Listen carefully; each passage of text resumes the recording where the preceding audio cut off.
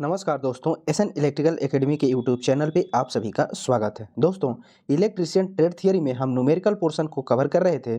उसी सीरीज का ये पार्ट नंबर 6 है। वीडियो को कंप्लीट वॉच कीजिएगा। न्यूमेरिकल पोर्शन में आपको बहुत कुछ सीखने को मिलेगा। साथ ही साथ वीडियो अच्छी लगे तो वीडियो को लाइक कीजिएगा और अपने दोस्तों में भी आप सब वीडियो को जरूर शेयर कीजिएगा। चलिए प्यारे साथियों, आज के सेशन का आगाज करते हैं और स्क्रीन पे फर्स्ट नंबर क्वेश्चन। पहला जो क्वेश्चन है कि 0.4 टर्न अनुपात वाले 20 केवीए ट्रांसफार्मर के लिए कुल कितनी शक्ति प्रेरणिक रूप से स्थानांतरित होगी। प्रेरणिक रूप से स्थानांतरित शक्ति का मान पूछा गया है। टर्न का जो मान है वो 0.4 का है और वो जो ट्रांसफार्मर है उसकी कैपेसिटी जो है 20 केवीए है। तो यहाँ पे शक्ति प्रेरणिक का जो फार्मूला होता है वह 1 माइनस के इंटू के वी ए। अब 1 माइनस के यानी टर्न कितने का है, 0.4 का है, 0.4 का इंटू के वी ए कितना है तो 20 के वी ए है, 20 के वी ए इंटू में रहेगा 20 के वी ए। अब देखिए 1 में से 0.4 आप माइनस करेंगे तो 0.6 हो जाएगा इंटू 20 के वी ए हो जाएगा। अब इसमें इंटू करेंगे तो 6 दूनी का 12 और एक जीरो के बाद दशमलव कट जाएगा यानी 12 के वी ए आंसर हो जाएगा। ऑप्शन नंबर डी बिल्कुल करेक्ट आंसर हो जाएगा। उम्मीद होगी आपको ये क्वेश्चन अच्छे से समझ में आया होगा। अगला जो क्वेश्चन है कि एक ट्रांसफार्मर के लिए जिसमें प्राथमिक टर्न 400 द्वितीयक टर्न 100 है, यदि 20 एम्पीयर धारा प्राथमिक से प्रवाहित हो रही है तो फिर द्वितीयक धारा क्या होगी। ट्रांसफार्मर के प्राइमरी में जो टर्न संख्या है वो 400 टर्न है और सेकेंडरी में जो टर्न है वह 100 है। प्राइमरी में जो करंट फ्लो हो रही है वह 20 एम्पीयर की फ्लो हो रही है, तो सेकेंडरी वाइंडिंग में करंट का मान क्या होगा आपको बताना है। तो देखिए टर्न में और करंट में जो फार्मूला होता है या संबंध होता है एक दूसरे के विरुद्ध क्रमानुपाती होता है। हम यहाँ से फार्मूला जब बनाएंगे तो क्या बनेगा, तो N1 upon N2 equal to reciprocal का संबंध होता है टर्न और करंट में, तो यहाँ पे I2 अपान I1 हो जाएगा।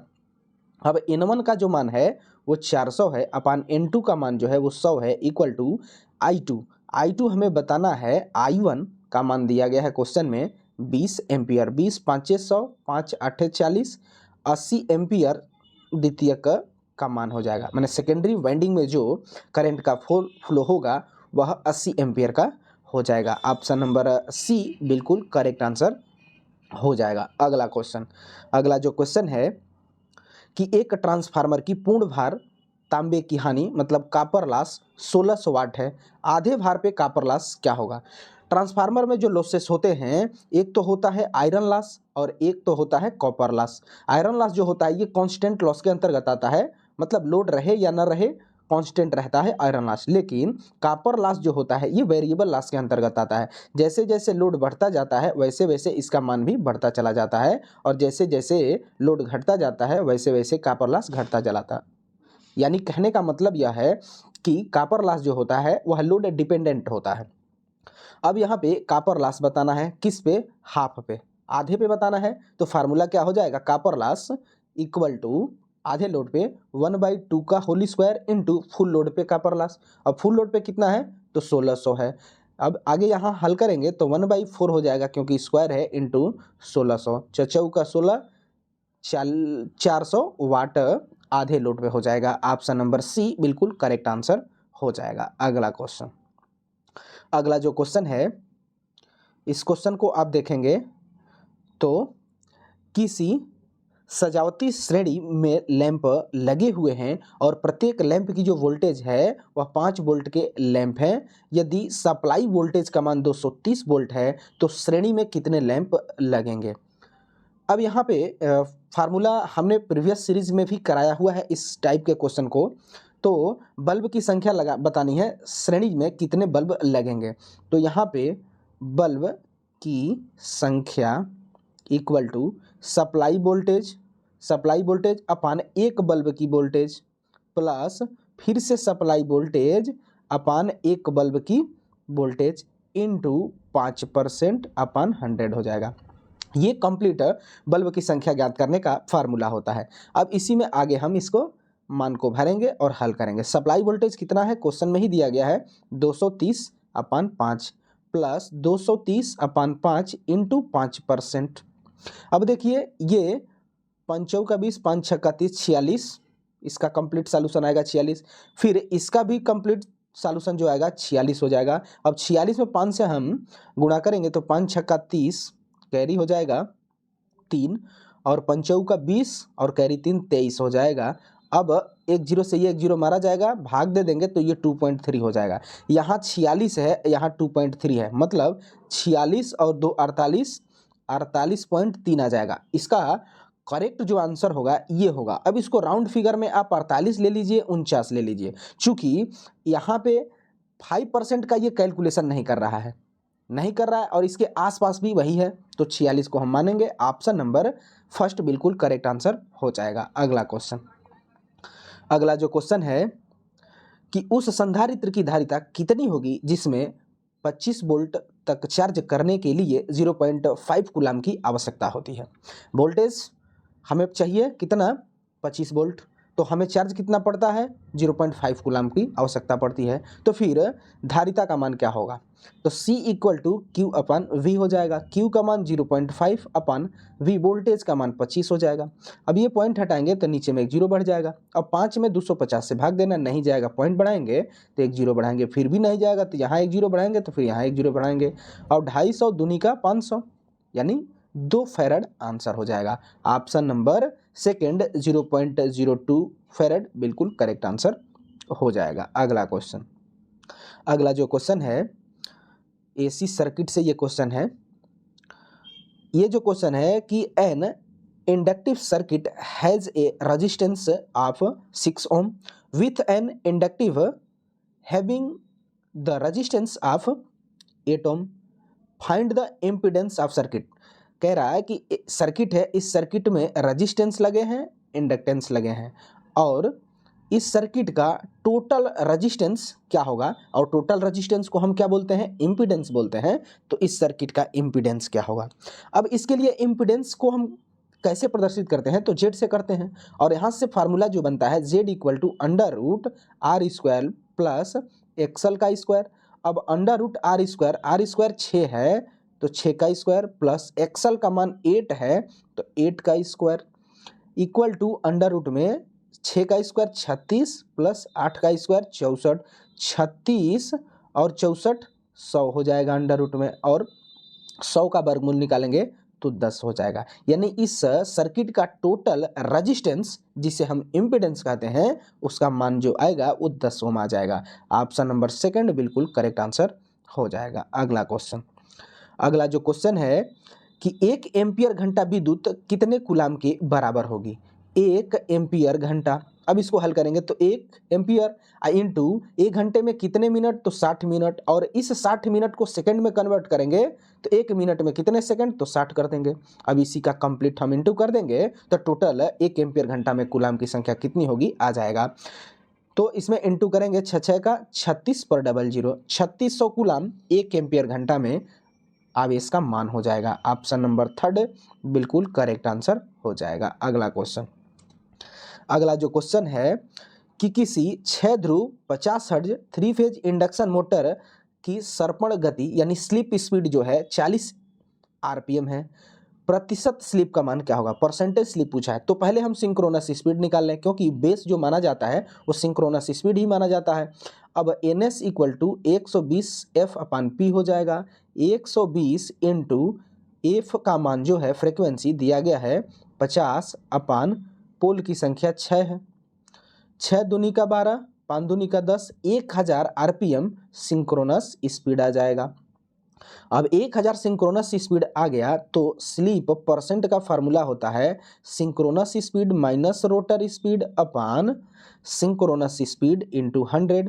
अब ये दोनों का अंतर जो स्लीप होता है वो मान दिया गया है 40, तो 40 कर देंगे अपान सिंक्रोनस स्पीड 1000 इंटू परसेंटेज के लिए 1000। ये 2 जीरो से ये 2 जीरो मारा जाएगा, 1 जीरो से 1 जीरो मारा जाएगा, 4% का स्लिप होगा। ऑप्शन नंबर सेकंड बिल्कुल करेक्ट आंसर हो जाएगा। उम्मीद होगी ये क्वेश्चन आपको अच्छे से समझ में आया होगा। अगला क्वेश्चन, 50 हर्ट्ज आपूर्ति आवृत्ति पर संचालित 12 ध्रुव वाले अल्टरनेटर की तुल्यकाली गति क्या होगी। फ्रीक्वेंसी का जो मान है 50 हर्ट्ज है और इस अल्टरनेटर में पोल की जो संख्या है वो 12 है, तो फिर synchronous speed ns equal to 120 upon P हो जाएगा। 120 एफ का मान 50 अपान पोल की संख्या 12, 12 से 12 एक बार में कट जाएगा, 500 आरपीएम उसकी सिंक्रोनस स्पीड हो जाएगी। ऑप्शन नंबर सेकंड बिल्कुल करेक्ट आंसर हो जाएगा। अगला क्वेश्चन, अगला जो क्वेश्चन है कि ये सर्किट दिया गया है, इस परिपथ में कुल प्रेरकत्व का मान क्या होगा। अब ये प्रेरकत्व जो लगे हैं इंडक्टर, ये आपस में समांतर में है और इसका जो फार्मूला बनता है ठीक रजिस्टेंस के फार्मूले के ही समान बनता है। जैसे अगर रजिस्टेंस समांतर में कनेक्ट हो तो उसका फार्मूला क्या बनता है, 1/R1 इक्वल टू 1/R2 मतलब टोटल रजिस्टेंस उस सर्किट का 1/R1 plus 1/R2 dot dot हो जाता है। अगर सीरीज में रजिस्टेंस लगे हो तो फार्मूला क्या होता है कि total resistance RT equal to R1 plus R2 plus R3 dot dot हो जाता है। ठीक उसी तरीके से इंडक्टर के भी फार्मूले बनते हैं, ठीक वैसे ही। तो ये आपस में कैसे कनेक्ट है, समानांतर में है, तो इसका जो फार्मूला बनेगा 1/LT मतलब total inductor equal to 1/L1 plus 1/L2 plus 1/L3। 3 तक इसलिए ले रहे हैं कि सर्किट में 3 इंडक्टर जुड़े हैं। अब क्या करेंगे, 1/10 ये सभी के सभी मिली हेनरी में हैं, तो 1/10 plus 1/5 milli henry plus 1/2 milli henry. Milli henry सबका यूनिट्स है तो हम उसी में रखेंगे। अब तीनों का एलसीएम कितना हो जाएगा, 10 हेनरी। अब 10 से ये 10 मारा जाएगा एक बार में, 5 दूनी का 10 और 2 5 10। अब देखिए 10/5 या 2 7 और 1 8, 8 हो जाएगा। 2 चौके 8, 2 5 10, 5 में 4 से भाग देंगे तो भागफल जो आएगा 1.25 मिली हेनरी, क्योंकि यूनिट्स मिली हेनरी में था। ऑप्शन नंबर थर्ड बिल्कुल करेक्ट आंसर हो जाएगा। अगला क्वेश्चन, अगला जो क्वेश्चन है कि 29 इलेक्ट्रॉन वाले तांबे के परमाणु की पहली कक्षा में कितने इलेक्ट्रॉन होंगे। अब 29 इलेक्ट्रॉन है। अब इलेक्ट्रॉनिक विन्यास करने के लिए पहले हम कोष बनाते हैं KLMN, और प्रत्येक कोष में इलेक्ट्रॉन रखने के लिए फार्मूला जो होता है 2n²। n जो होता है नंबर ऑफ कोष, 1 2 3 रख देंगे। अगर k के लिए रखेंगे तो n बराबर 1, l के लिए रखेंगे तो n बराबर 2, ऐसे रख देंगे। तो k के लिए पूछा है पहले कक्षा के लिए, तो 2 इंटू पहली कक्षा में n का मान 1 रखेंगे, 1 का स्क्वायर, 1 और 2 एकम 2, यानी पहले कोष के में कितने इलेक्ट्रॉन रख सकते हैं, 2 रख सकते हैं। ऑप्शन नंबर थर्ड बिल्कुल करेक्ट आंसर हो जाएगा। इसी तरीके से अगर दूसरे कोष में पूछता है एल के लिए तो क्या करते, 2 इंटू 2 का स्क्वायर, 2 दूनी का 4 हो जाता, 4 दूनी का 8, 8 इलेक्ट्रॉन एल में रख सकते। इसी तरीके से आगे हम हल करते चले जाएंगे। अगला क्वेश्चन, अगला जो क्वेश्चन है कि 4 ध्रुव वाले अल्टरनेटर के लिए 30 डिग्री यांत्रिक एंगल बनता है, तो वह एंगल इलेक्ट्रिकल का बराबर कितना होगा। अब क्या है कि फार्मूला होता है कि mechanical theta equal to 2 electrical theta upon pole. अब मैकेनिकल डिग्री कितनी है, 30 डिग्री है, equal to 2 into electrical degree बतानी है, अपान पोल की संख्या कितनी है, 4 है। 2 दूनी का 4 और 2 से क्रॉस मल्टीप्लीकेशन करेंगे तो 30 दूनी का कितना हो जाएगा, 60 डिग्री। यानी जो मैकेनिकल डिग्री 30 डिग्री है वह इलेक्ट्रिकल डिग्री 60 के बराबर होगी। ऑप्शन नंबर 4 बिल्कुल करेक्ट आंसर हो जाएगा। अगला क्वेश्चन, अगला जो क्वेश्चन है कि यदि 200 फेरे वाली एक कुंडली में 2 एम्पियर की धारा प्रवाहित हो रही है तो चुंबकत्व वाहक बल यानी मैग्नेटोमोटिव फोर्स का मान ज्ञात करें। एमएमएफ का मतलब होता है मैग्नेटोमोटिव फोर्स, इसे शॉर्ट में एफएम से रिप्रेजेंट करते हैं। इसका फार्मूला NI होता है, एम्पियर टर्न होता है। अब क्या है कि FM इक्वल टू NI है, तो N का मान इस क्वेश्चन में दिया गया है 200 फेरा, तो 200 इंटू इस कॉइल में जो करंट का फ्लो हो रहा है वो 2 एम्पियर का हो रहा है, 2 दूनी का 4, 400 एम्पियर टर्न आंसर हो जाएगा। यानी ऑप्शन नंबर थर्ड बिल्कुल करेक्ट आंसर हो जाएगा। अगर एमएमएफ का CGS मात्रक पूछता तो आप क्या आंसर करते, गिलबर्ट हो जाता। गिलबर्ट ये पूछा गया हुआ है। अगला क्वेश्चन, प्यारे साथियों इसमें इतने ही क्वेश्चन थे, वीडियो को कंप्लीट वॉच कीजिएगा। न्यूमेरिकल पोर्शन में आपको बहुत कुछ सीखने को मिलेगा। साथ ही साथ वीडियो अच्छी लगे तो वीडियो को लाइक कीजिएगा और अपने दोस्तों में आप सब वीडियो को जरूर शेयर कीजिएगा। तो चलिए प्यारे साथियों इस वीडियो में बस इतना ही, तब तक के लिए bye bye, take care, thanks for watching this video.